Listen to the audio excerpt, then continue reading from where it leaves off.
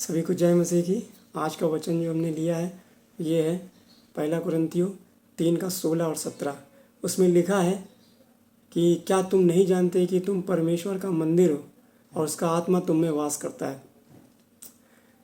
मेरे भाई मेरे बहनों, मैं आपको बताना चाहता हूँ, परमेश्वर का वचन कह रहा है क्या तुम नहीं जानते इस बात को कि तुम क्या हो। तुम परमेश्वर का मंदिर हो और उसका आत्मा तुम में वास करता है।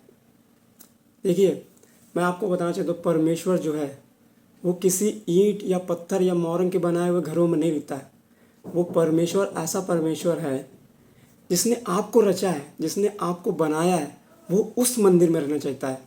आप किसी जगह को, स्थल को आप मत समझिए कि वो मंदिर है ना। वो क्या है, वो परमेश्वर का नहीं बनाया हुआ है, परमेश्वर के आप बनाए गए हैं। परमेश्वर ने आपको रचा है, अपने हाथों से रचा है। वो क्या हो, तुम्हें वो कह रहा है कि तुम परमेश्वर का मंदिर हो और उसका आत्मा तुम में रहता है, ना कि किसी स्थल में, किसी जगह पे। इस बात को आप जानो, है ना। परमेश्वर कह रहा है कि मैं, आपका जो शरीर है वो ही मेरा मंदिर है और वो उस मंदिर को क्या कहता है, पवित्र करो, उस मंदिर को शुद्ध करो। आप यदि परमेश्वर का मंदिर हो तो परमेश्वर आपके घर में रहेगा, लेकिन आपने अपने घर को कैसा बना के रखा, आपने अपने शरीर को कैसा करके रखा हुआ है। क्या अगर अगर परमेश्वर का आत्मा आपके अंदर रहता है तो आप नशा नहीं कर सकते, आप व्यभिचार नहीं कर सकते, आप गलत कामों में नहीं फंस सकते, आप चोरी नहीं कर सकते, आप किसी की हत्या नहीं कर सकते, आप किसी के बारे में बुरा नहीं सोच सकते। क्यों? क्योंकि परमेश्वर का मंदिर आप हो और परमेश्वर का आत्मा आपके अंदर वास करता है। आप ये मत सोचिए कि हम क्या ना, हम किसी स्थान को पवित्र करें। नहीं, कोई स्थान नहीं पवित्र, आपको खुद को पवित्र करना है। वो कैसे? परमेश्वर के वचन और उसकी आत्मा के द्वारा। अगर उसका आत्मा आपके अंदर है तो आप बुरा नहीं किसी को सोच सकते, आप भलाई के काम करोगे, आप अच्छे काम करोगे, आप लोगों के लिए आशीष का कारण बनोगे, लोगों के लिए बुराइयां नहीं सोचोगे, है ना। व्यभिचार नहीं करोगे, गलत संगति में नहीं रहोगे, नशा नहीं करोगे। ये सब चीज़ें क्या होंगी? तुम्हारे अंदर नहीं होंगी। जब कब नहीं होंगी? जब परमेश्वर का आत्मा और उसका जो मंदिर वो पवित्र होगा, उसका आत्मा तुम्हारे अंदर होगा, तब ये चीज़ें आपके जीवन से नहीं हो सकती, है ना। तो उसके आप जब उसके आगे जब आप पढ़ोगे 17 में लिखा हुआ, उसके मंदिर को, यानी उससे जो शरीर को जो नाश करता है, परमेश्वर उससे नाश करेगा। देखिए, परमेश्वर ने बताया, जब उत्पत्ति की किताब जब स्टार्टिंग में आप पढ़ोगे तो परमेश्वर ने उसमें क्या लिखा है कि आदम को भूमि की मिट्टी से लेकर के और उसने अपने समान, अपनी समानता में उसे बनाया ना। तो आप क्या समझ रहे हो? कोई मंदिर, कोई स्थल नहीं, कोई जगह नहीं, परमेश्वर का मंदिर आप हो। आपको इस बात को जानो, और इसे जो आप बुरे बुरे काम करके, गलत गलत काम करके इसे आप बर्बाद करोगे तो परमेश्वर आपको नाश करेगा। उसका वचन कहता है 17 में, जो उस मंदिर को नाश करेगा मैं उसको नाश करूंगा। आज मुझे जो आप लोग सुन रहे हैं, आप शायद मुझे जानते या नहीं, मैं लेकिन आप लोगों से कहना चाहता हूँ, परमेश्वर का मंदिर आप हो। अपने जीवन को बचाओ, अपने शरीर से गलत काम मत करवाओ, अपने इस शरीर को बचाओ, बुरे कामों की, बुरी चीज़ों की, बुरी अभिलाषाओं की आदत में मत डालो अपने शरीर को, है ना। परमेश्वर का वचन कहता उसको समझो। गलत संगतियाँ आपके जीवन को बर्बाद कर देंगी। गलत लोगों के साथ में मत पड़ो। ये तो वो समय दूर नहीं, परमेश्वर जो कह रहा ना अपने वचन में कि मैं उसे नाश करूंगा, वो आप होते हुए देखोगे। आज आपके पास समय है, आज आप रिपेंट करो, आज आप पश्चाताप करो, परमेश्वर के आगे घुटने टेको।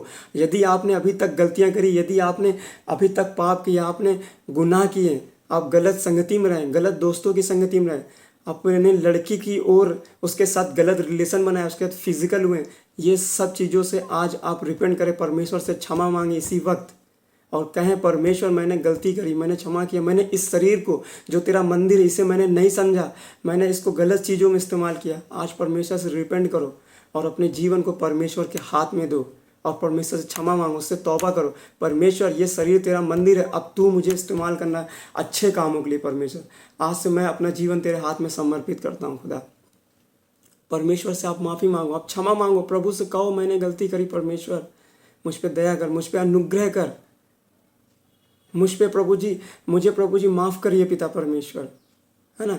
तो परमेश्वर आपको क्षमा करेंगे। लेकिन जब वो देखेंगे मेरा बेटा मेरे लिए सीरियस है, जब वो देखेंगे वो इस गलती का उसे एहसास है, तब वो क्या करेंगे? आपको माफ़ करेंगे और नए जीवन नए जीवन की सी चाल चले। उसका वचन कहता है कि अगर आप मसीह में हैं तो एक नई सृष्टि है, एक नया आपको परमेश्वर ने एक नए जीवन जीने के उद्देश्य से बुलाया है। आप उस वचन के अनुसार चले, है ना। तो प्रभु क्या करेंगे, आपको चलने के लिए मदद करेंगे। उसका आत्मा क्या करेगा, उसका आत्मा जो आपके अंदर वास करता है वो आपको पवित्र बनाने में मदद करेगा, आपके गुनाह के जीवन से आपको बचाएगा, है ना। इस बात को समझे आज के दिन में, आज के समय में आज समझे कि हम किस जीवन को जी रहे हैं। क्या हमारा जो जिस लिए मुझे परमेश्वर ने बनाया, क्या उस उद्देश्य से मैं जी रहा हूँ या मैं उसके विपरीत जीवन जी रहा हूँ। परमेश्वर से क्षमा मांगे, है ना। और इस मंदिर को नाश ना कीजिए मेरे भाई मेरे बहन। प्रभु आपसे कहना चाहते हैं ये शरीर परमेश्वर का मंदिर है, जो इसको नाश करता है उसे मैं नाश करूँगा। आप अपने नहीं हो। ये कितने साल तक इस आप धरती पर रहने वाले हो, आप जितने समय तक रहने वाले हो, आपको सोचना है कि हमें अपने आप को बचा के कैसे रखना है, परमेश्वर के लिए, किसी और के लिए नहीं, है ना। आप अगर गलत रिलेशन में, गलत संगति में, आप जो परमेश्वर की नज़र में सही नहीं है, ऐसे रिलेशन में यदि आप हैं, उससे बाहर आएँ, प्रभु से माफ़ी मांगे, परमेश्वर आपको माफ़ करेंगे। एक नया जीवन जीने की आपको क्या करेंगे, मदद करेंगे, आपको अनुग्रह देंगे, आपकी सहायता करेंगे परमेश्वर, आपको उस रास्ते से निकलने के लिए। यदि आपके जीवन में, यदि आपकी आदत, आपके लाइफ में कोई किसी के आपने बुरा किया है, या चोरी की आदत है, या गलत संगति में आप पड़ चुके हैं, है ना, तो ये सब चीज़ से क्या करें, बाहर निकलें। परमेश्वर आपके जीवन में अद्भुत करना चाहते हैं, आपके जीवन को प्रभु जी बचाना चाहते हैं, आपके शरीर को बचाना चाहते हैं वो, है ना।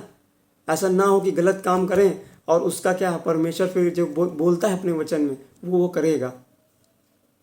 तो इस बात को आज समझें, अपने आप को परमेश्वर के आगे दंडवत करें और अपने आप को क्षमा मांगे परमेश्वर से, और प्रभु आपको माफ़ करेंगे और नए जीवन की एक शुरुआत करें। प्रभु आपको आशीष दे इस वचन से।